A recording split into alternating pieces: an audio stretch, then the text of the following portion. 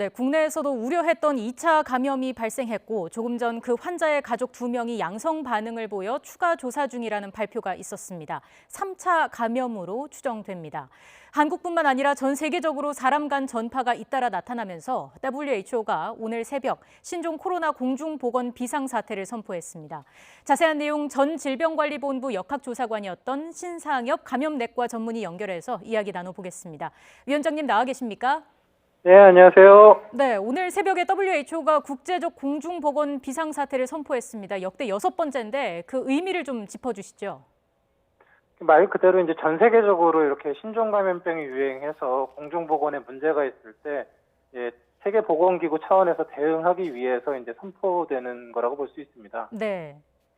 그 한번 저희가 보류를 했었다는 소식을 전해드렸는데 결국에는 비상사태가 선포가 됐습니다. 결정적 원인이 뭐라고 볼 수 있을까요? 지금 뭐 WHO 사무총장의 얘기를 들어보면 네. 이제 전 세계적으로 18개국에서 환자가 발생하고 사람 간 감염 사례도 나오고 있고 이런 질환들이 보건 시스템이 취약한 국가로 퍼지게 되면 문제가 생기기 때문에 사전 조치 차원에서 이제 선포한다고 얘기를 하고 있습니다. 근데 한번 보류됐다가 선포가 된 거여서 이게 좀 늦은 게 아니냐 이런 비판도 있습니다. 어떻게 보십니까? 개인적으로는 지난번에 왜 선포하지 않았나 의문이 들긴 했었는데요. 예. 제가 정확하게 알 길은 없습니다. 이제 어쨌든 국제적 공중보건 비상사태가 선포가 됐는데 앞으로는 뭐가 어떻게 달라지게 되나요?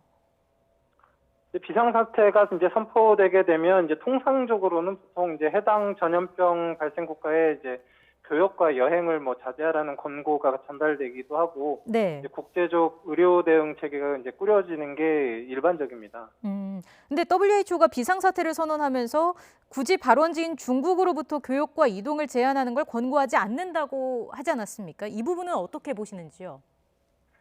그래서 이제 통상적인 경우라 그러면 이제 교역과 이동 제한 권고를 했을 거라고 생각이 되는데요. 네. 이미 교역과 이동 자체가 제한되는 상황이라서 구태여 권고를 안 했던 건지 아니면 다른 이유가 있었는지를 지금 외부에서 정확하게 알기는 어려울 것 같습니다. 그러니까 초유의 무증상 감염 가능성까지 나오는데도 이렇게 조심스러운 입장을 보이는 그 이유는 사실 저희가 판단하기 좀 어렵다 이런 말씀이신 거군요. 예. 그럼 교역과 이동 제한이 안 된 상태인데 이런 상태에서 바이러스 차단에 그 효과에 문제가 있지는 않을까요? 이제 WHO의 그런 권고라는 게 어차피 어떤 구속력을 가지는 게 아니라 권고사항이기 때문에 WHO에서 권고를 하든 안 하든 이제 각 나라에서 자기 나라에 필요한 방역 대책은 이제 따로따로 세워야 될 걸로 보입니다. 예.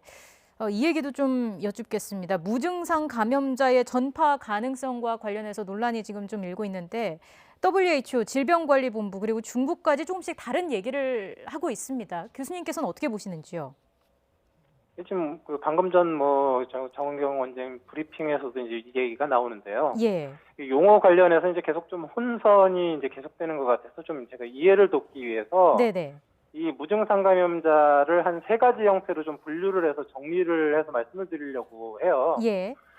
그래서 이제 첫 번째는 이제 무증상 감염자의 첫 번째는 잠복기에 있는 사람입니다. 네. 이런 사람들은 바이러스가 세포 안에 들어가 있기 때문에 사실 증상이 없고 일반적으로는 감염력도 없다고 판단하는 게 맞습니다. 예. 그리고 이제 또 하나 이제 무증상 감염자의 두 번째 이제 카테고리가 있는데 이런 분들은 실제로는 증상이 있는데 속이거나 아니면 증상이 있는 걸 외부에서 찾아낼 수 없는 경우가 해당합니다. 예를 든다 그러면 독감 증상이 있는 사람인데 해열제랑 감기약 다 먹고 검역대를 통과하고 역학조사를 받고 이러면 사실 그 사람은 증상이 있는 사람인데 감염력도 있는 사람인데 분류가 이제 역학적으로 무증상으로 분류가 될 수도 있지 않습니까? 네. 이런 사람들도 사실은 무증상 감염자로 이제 분류가 되는 경우가 있고요. 또 어떤 경우는 에이즈나 노약자, 기저질환자 같은 경우는 잠복기를 지나서 증상이 이미 생겨야 되고 심지어 폐렴이 정말 심한데도 면역 반응이 약해가지고 증상이 나타나지 않는 경우도 많습니다. 네. 이런 분들은 겉에서 보면 무증상인데 사실은 엄청난 감염력을 가진 증상자들이고요. 또 어떤 분들이 있냐면 치매에 걸리셨거나 소아 같은 경우는 증상이 있어도 표현을 하지 못합니다. 네. 그래서 이렇게 증상이 있거나 찾아낼 수 없는 분들은 대부분 감염력이 이제 높다고 볼 수 있고요.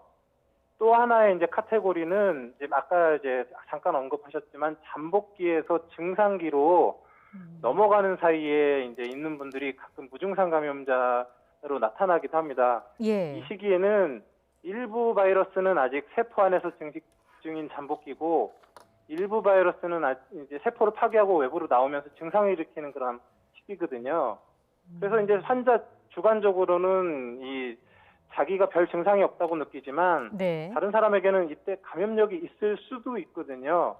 근데 실제로는 이 시기는 무증상 감염 시기가 아니라 호흡기 세포가 파괴되고 있기 때문에 네. 초기 증상기라고 볼 수도 있습니다. 어. 그래서 이런 초기 증상기에는 바이러스 배출이 적기 때문에 감염력이 있을 수도 있지만 있더라도 굉장히 낮게 됩니다. 네. 그래서 정리를 해드리면요. 무증상 감염자가 잠복기 있는 사람도 있고 증상이 있는데 찾아낼 수 없는 사람도 있고 초기 증상기에 있는 사람들도 이렇게 다 세 부류에서 모두 나타날 수 있는데 각각 감염력이 지금 다른 상황이고요. 지금 질병관리본부에서 방금 언급하셨던 내용은 초기 증상기, 그러니까 잠복기를 지나 증상이 생기려는 2단계에서도 어느 정도나 감염력이 있는지에 대한 논의들을 조금 더 해봐야 되겠다는 얘기를 좀 하셨던 것 같습니다. 예, 중요한 내용을 말씀을 해주셨는데 세부적으로 저희가 이해할 필요가 있어 보입니다. 지금 사람 간의 감염이나 확산 속도 이런 걸 봤을 때 어느 정도로 우려되는 상황이라고 보시는지요? 지금 정말 빨리 정점을 짚고 좀 사그러들기를 바라는데 일단 지금 중국 자체 그 근원지가 아직 정점을 찍었는지 확인할 수 없고 네. 지금 국내에도 이제 자체적으로 2차, 3차 감염이 의심이 되는 환자가 발생하고 있기 때문에 이제 제대로 된 방역 조치가 이제 시도가 돼야 될 걸로 보입니다. 지금 6번째 확진자가 2차 감염자로 판명이 났고 그중 또 가족 2명에게서 확진 판정이 내려져서 3차 감염에 대한 추정이 지금 나오고 있는 상황인데 어떻게 보십니까? 관리에 전반적으로 문제는 없었다고 보시는지요? 지금 이제 6번째 환자로 분류된 분은 사실은 이제 통상적인 경우라면 사실 밀접 접촉자로 분류가 되어야 될 분이었거든요. 네. 밀접 접촉자라는 거는 이제 확진 환자와 2m 이내 접근했거나 같은 공간에 있었거나 확진자의 호흡기 분비물에 노출될 수 있는 그런 가능성이 있을 때 분류되게 되는데 네. 사실 제가 보기엔 이 부분은 세 가지를 모두 만족을 했던 분인데 이제 문제는 세 번째 확진자분이 당시에 증상이 있었느냐 없었느냐가 문제인데 맨 처음에는 그 만났던 당시가 증상이 없었던 걸로 판단이 됐다가 나중에 증상이 있었던 시점으로 바뀌면서 예. 사실 이분이 이제 그 밀접 접촉자로 분류가 됐어야 되는데 일상 접촉자로 분류가 됐던 것 같아요. 조금은 이제 아쉬운 대목이긴 한데 그래도 이제 방역 당국에서 계속 그 확인을 하고 있었기 때문에 이제 네. 검사를 해서 확진이 된 걸로 보입니다. 그럼 앞으로 우리의 방역 체계나 검역 관리가 좀 더 강화될 필요가 있다고 보십니까? 이제부터 이제 제대로 된 시험대에 오르게 된 거라고 볼 수 있겠습니다. 예. 그 격리 시설에 이제 우리 교민들이 들어가게 되는데 함께 계신 분들의 건강에는 문제가 없을까요? 이제 격리 시설 내에서는 이제 기본적으로 뭐 이제 1인실에 거주하면서 격리자분들 상호 간 접촉이 없거나 최소화되도록 이제 아마 시스템이 돌아가게 될 걸로 보이기 때문에 네. 방역 당국에서 그런 건 잘 관리하리라 생각합니다. 알겠습니다. 자, 마지막으로 간단하게요. 우리가 지금 가장 필요한 예방 조치가 뭔지 다시 한 번만 짚어주시죠. 뭐 일단 지금 이제 확진자분들이 계속 나타나고 있기 때문에 혹시라도 모르기 때문에 이제 동선 같은 걸 좀 확인하셔서 혹시라도 이제 의문이나 걱정이 생기는 경우에는 방역 당국에 연락을 해서 조치를 받으시는 것이 좀 안전할 것 같습니다. 네, 알겠습니다. 오늘 말씀 여기까지 듣겠습니다. 지금까지 전 질병관리본부 역학조사관이었던 신상엽 감염내과 전문의였습니다. 말씀 고맙습니다. 네, 고맙습니다.